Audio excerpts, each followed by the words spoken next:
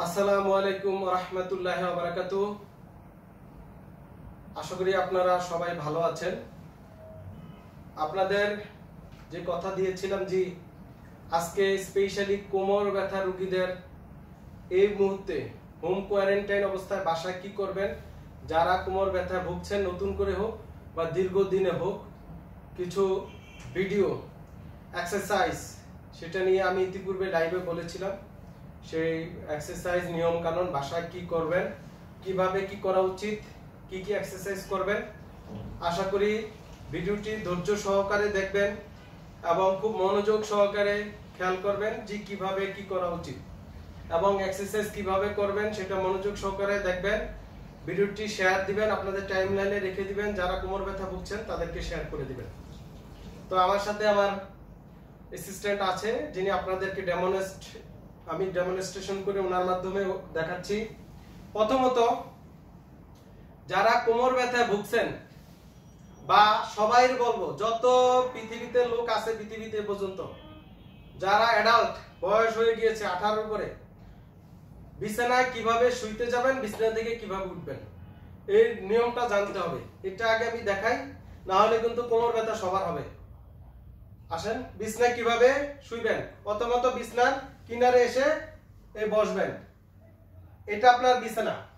আরেকটা ইম্পর্টেন্ট কথা আপনাদেরকে বলি, সেটা হচ্ছে বিছানা কিন্তু এরকম হাইট হইতে হবে অন্তত হাঁটুর সমান। হ্যাঁ, হাঁটুর সমান। দেখেন অনেকের বিছানা অনেক উঁচা বিছানায় শোয়া যাবে না। বিছানার হাইট হবে হাঁটুর সমান, যে বিছানাটা বা খাট বা আপনারা যেটাতে শোন। তো আমি হাঁটুর সমান নিয়ে যাচ্ছি বিছানাটাকে।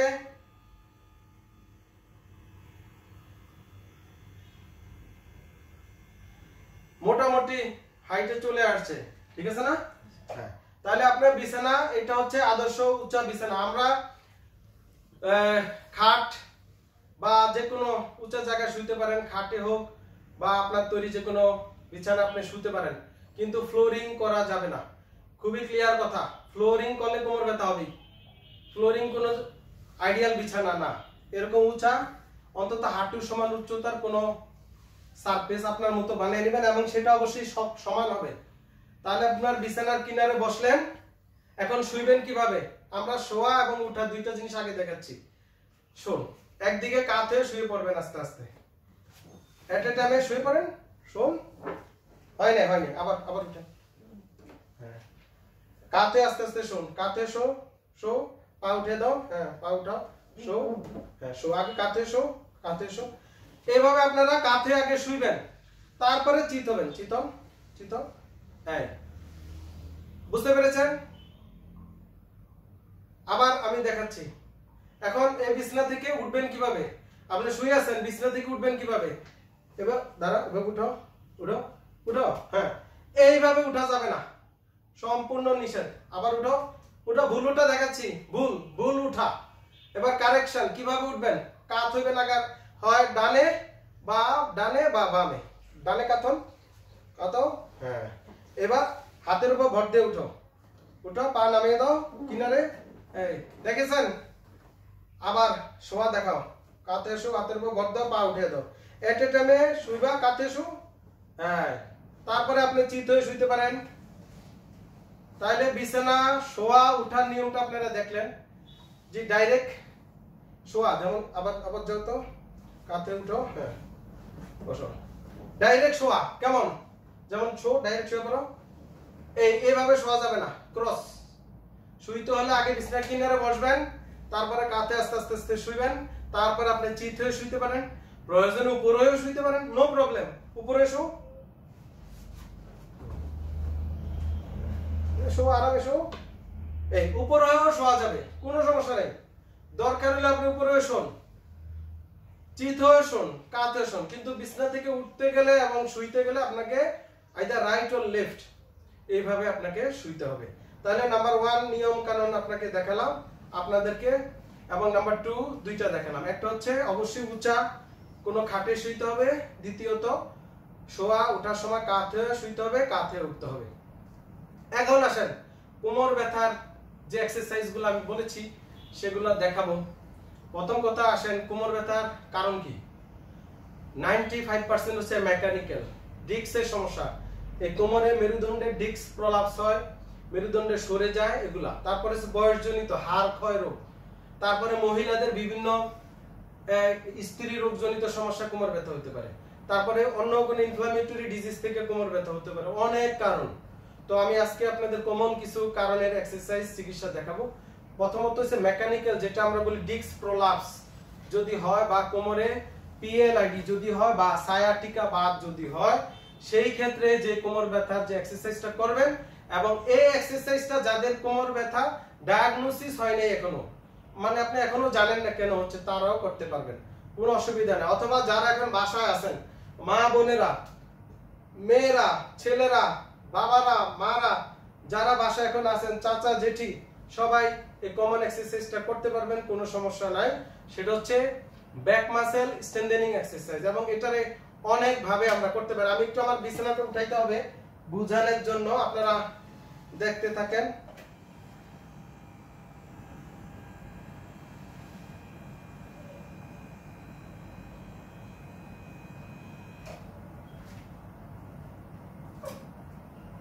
ওকে, এখন আসেন ব্যাক মাসেল স্ট্রেংথেনিং এক্সারসাইজ। এই যে ব্যাক মাসেল, এখান থেকে শুরু করে পুরো মাংসপেশি, শির দ্বারা দুই পাশে মাসেল আছে।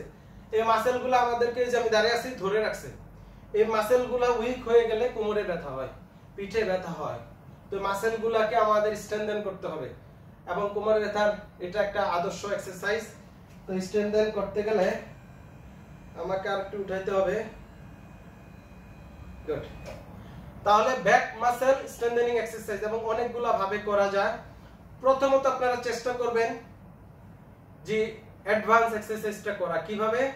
হাত দুইটা পিছনে দিবেন, দাও, ইয়েস, এই দুই পাশে রাখতে পারেন, পা স্ট্রেট সোজা থাকবে, মাথা নিচের দিকে থাকবে। এখন সামনের অংশ উঠবে, পিছনের অংশ উঠবে, লাইক এজ নৌকা, হ্যাঁ, বোট। জাস্ট খেয়াল করেন, উঠাও, উঠাও, আর উঠবে, হ্যাঁ, খেয়াল করেছেন? পিছনের অংশ উঠছে, সামনের অংশ উঠছে। আমি আরো উঠাইতে হবে আমার চিকিৎসার, না হলে আমার নিজের কোমর ব্যথা হবে, যেহেতু বারবার ঝুঁকতে হচ্ছে। ওকে, আবারও দেখাই, উঠাও। তাহলে সামনে পিছনে উঠাবে, মাথা সামনে তাকাবে, হ্যাঁ, স্ট্রেট।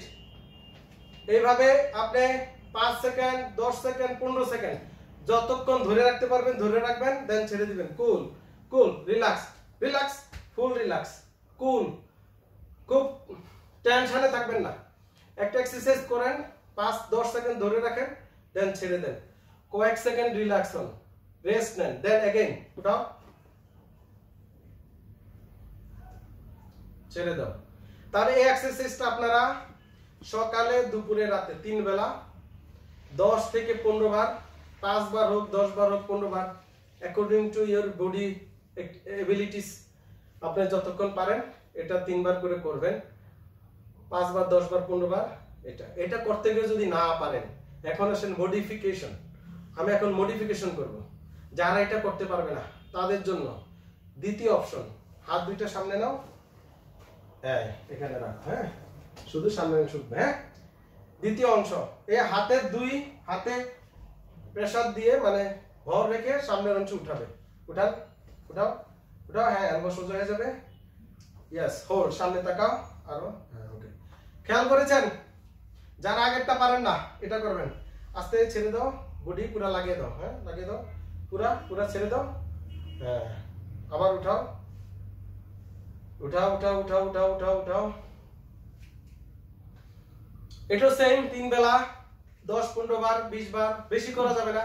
20 বারে বেশি করার দরকার নাই, কয়েক যতক্ষণ পারেন এটা করবেন। দ্বিতীয় অপশন, তৃতীয়, রিল্যাক্স।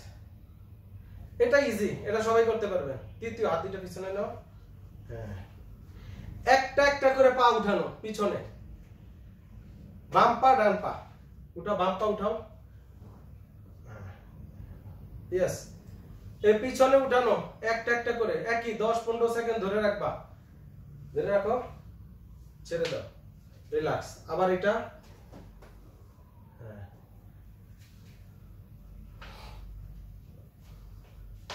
ছেড়ে দাও, আবার এটা। তো এইভাবে এটা করতে পারেন। এরপরে আসেন নেক্সট, এটা ছেড়ে দাও। দুই পা একসাথে উঠানো পিছনে, ঠিক আছে? দুই পা একসাথে উঠানো, দুই পা একসাথে উঠাও। হ্যাঁ, আগে তো বলেছিলাম আপনারা দুই চা সামনে পিছে উঠাইতে পারেন, সামনে হাত দিয়ে উঠাতে পারেন, এক পা করতে পারেন, অথবা দুই পা একসাথে উঠাতে পারেন। ছেড়ে দাও, রিল্যাক্স, আবার উঠাও, ছেড়ে দাও। তাহলে অনেকগুলো ব্যায়াম কিন্তু আপনাদের দিয়েছি।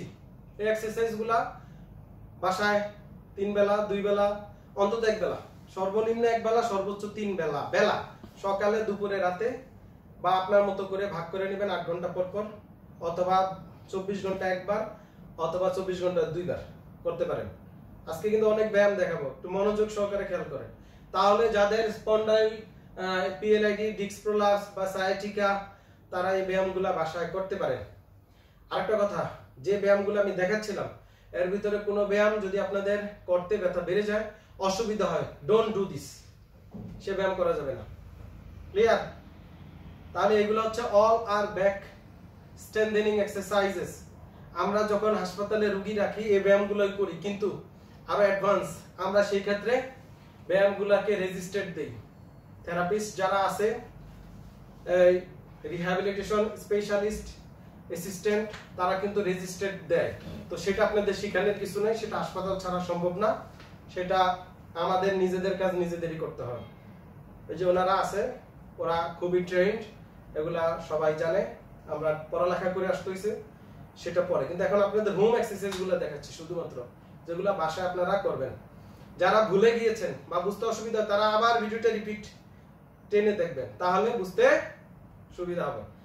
এখন আসেন আমি আপনাদেরকে ইম্পর্টেন্ট এক্সারসাইজ দেখাবো, সেটা হচ্ছে কোর স্টেবিলিটি এক্সারসাইজেস।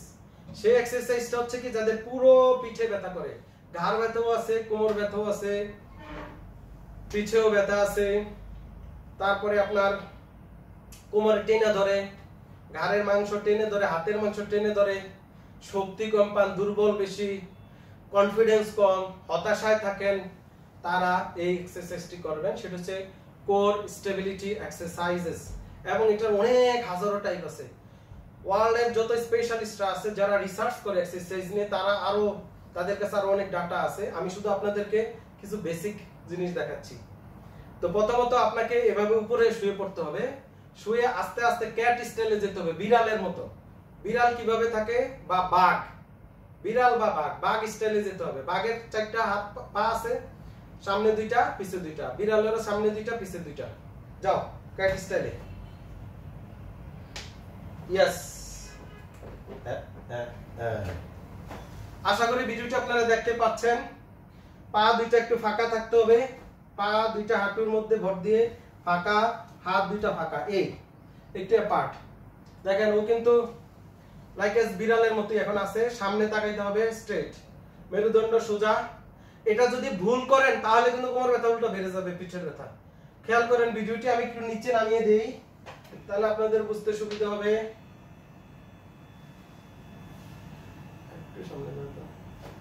না না, হাঁটু নিও না, খেয়াল করেছেন? তাহলে এই পা 2টা একটু একটু একসাথে লাগানো নাই, কিন্তু একটু ফাঁকা, হাত 2টা ফাঁকা, এবং কোমরটা এরকম থাকবে, একটু নিচে নামবে, একটু নিচে। হ্যাঁ, বিড়াল এবং বাঘ যখন শিকার করে একটা পজিশনে যায়, খেয়াল করবেন ডিসকভারি, ন্যাশনাল জিওগ্রাফি চ্যানেল, অথবা বাড়িতে বিড়াল থাকলে খেয়াল করবেন, বাঘ তো পাওয়া যাবে না, আবার বাঘ দেখতে যায় না, তাহলে আমার খবর আছে। হ্যাঁ, তো বিড়াল কি করে দেখবেন, কোন শিকার করার আগে পজিশনে যায়, তার মাসেল, কোর মাসেল গুলাকে সে রেডি করে শিকার ধরবে। তদ্রূপ আমাদেরকে কোমর ব্যথা, ব্যাক পেইন থেকে বাঁচতে গেলে বিড়াল স্টাইলে যেতে হবে। অবশ্যই ফ্লোরে করা যাবে না, আমি বারবার বলছি, এক্সারসাইজ ফ্লোরে করা যাবে না। এরকম আমরা তো হসপিটালে সব ইকুইপমেন্ট আছে, বাসা আপনারা তোষক বা ল্যাপ বিছিয়ে দিবেন খাটের উপরে, অথবা ফ্লোরে করা যাবে। তবে সেই ক্ষেত্রে আপনাকে তোষক বা ল্যাপ, নরম কিছু বা ফোম ম্যাট্রেস বিছিয়ে নিতে হবে, তার উপরে দেন। ডাইরেক্ট কোনো হার্ড সারফেসে করা যাবে না। কথাগুলো খুব ক্লিয়ার বলেন, আমি কিন্তু অনেক সময় নিয়ে এক্সারসাইজ দেখাচ্ছি। তাহলে this is your position. Position যদি ঠিক না হয় তাহলে উল্টা ব্যথা বেড়ে যাবে, বিপদ হবে। তাহলে পজিশনে গেলেন, ঠিক আছে। আবার দেখাই, পিছে বসো, পিছে বসো, জাস্ট ব্যাকে যাও, বসো বসো, উঠে বসো। এই অবস্থা থেকেও আপনি পজিশনে যেতে পারেন, অথবা উপরে শুয়েছিলেন তাও যেতে পারেন, কোনো অসুবিধা নেই। যাও পজিশনে যাও, ওর দিকে খেয়াল করেন। হ্যাঁ, পজিশনে গেলেন। এখন আপনাকে ডান হাত বাম পা এই দুইটা স্ট্রেট করতে হবে। পাখি পাখি কি করে? গাছের ডালে বসে হাত স্ট্রেচ দেয়, খেয়াল করেছেন? ওই বিড়ালও করে, ইভেন কি বাঘও করে, ঠিক সেম। আমি একটা একটা করে দেখাচ্ছি। আগে ডান হাত উঠাও, স্ট্রেট। হ্যাঁ, এবার বাম পা স্ট্রেট, খেয়াল করেছেন? এই পজিশনে যান, ধরে রাখেন 10 সেকেন্ড। 1 2 3 4 5 6 7 8 9 10 11, এভাবে 20 পর্যন্ত নিতে পারেন। আবার দুইটা জায়গায় যেখানে যেটা ছিল নিয়ে আসো। হ্যাঁ, আবার পজিশন মেইনটেইন করো। পজিশন মেইনটেইন করতে বি কেয়ারফুল। ব্যায়াম করতে আসছেন, শিখছেন, অবশ্যই উপকার আসবে, তাড়াহুড়া করা যাবে না। আমাদের রুগীরাও করে, এরাও করাইতে গেলে খুব তাড়াহুড়া করে। তাড়াহুড়া বলতে কিছু নাই ভাই পৃথিবীতে। নেন অল্টারনেটিভ। আবার এই পা হাত যাবে, হ্যাঁ ডান পা যাবে। হোল্ড 1 2 3 4 5 6 7 8 9 10 11, এভাবে আপনি 20 পর্যন্ত ধরে কাউন্ট করতে পারেন, 10 পর্যন্ত, 5 পর্যন্ত, যার যতটুকু এবিলিটি আছে। দেন জায়গা নিয়ে আসো। এই যে এক্সারসাইজটি দিলাম, এটাও পিএলআইডি রোগী অনেক উপকারে আসে। ইভেন কি যাদের স্পন্ডাইলোসিস হাড় ক্ষয় আছে তাদের উপকারে আসে। তারপরে ব্যাকের পিঠের ঘাড়ের ব্যথার উপকারে আসবে, পিঠের ব্যথার উপকারে আসবে। যাদের ইন্টারকোস্টাল মাসেলে প্রবলেম আছে তাদের উপকারে আসবে। তারপরে হচ্ছে ফ্যাসেট জয়েন্ট ডিসফাংশনের উপকারে আসবে। অনেক রোগের এই এক্সারসাইজটা উপকারে আসবে। এক্সারসাইজ করতে গিয়ে কারো যদি ব্যথা বেড়ে যায় করা যাবে না। যে করতে গেলে যে রোগ তাদের ক্ষেত্রে, এখন আমি যেগুলো দেখাচ্ছি এগুলো জাস্ট হোম এক্সারসাইজের জন্য, কিন্তু আমাদেরকে প্রচুর স্টাডি করে রিসার্চ করে প্রত্যেকটা এক্সারসাইজ রোগীদেরকে হাসপাতালে আমরা করিয়ে থাকি, সেটা ভিন্ন। সেটা হাসপাতাল ডাক্তার ছাড়া করতে যাবেন। আমি দেখাচ্ছি এক্সারসাইজগুলো জাস্ট শিখেন, যেটা করলে আপনাদের ভালো হয়, ভালো লাগে, সেই এক্সারসাইজগুলো কন্টিনিউ করবেন। যদি ভালো না লাগে সেই এক্সারসাইজ করা যাবে না, যেটা আপনার জন্য অ্যাপ্রোপ্রিয়েট সেটাই করবেন। এখন আসেন, এখানে হাড় ক্ষয় হয় কোমরে, বা মহিলাদের পেলভিক ফ্লোরের বিভিন্ন প্রবলেম থাকতে পারে, অ্যাবডোমিনাল মাসেলের, ব্যাক মাসেলের। এই ক্ষেত্রে আমি এবং স্পন্ডাইলোসিস বয়স্কদের আরেকটা এক্সারসাইজ দেখাচ্ছি। ঠিক এই পজিশনে গিয়ে আপনার এই কোমরটা এখন বিড়ালের মতো আছে নিচে।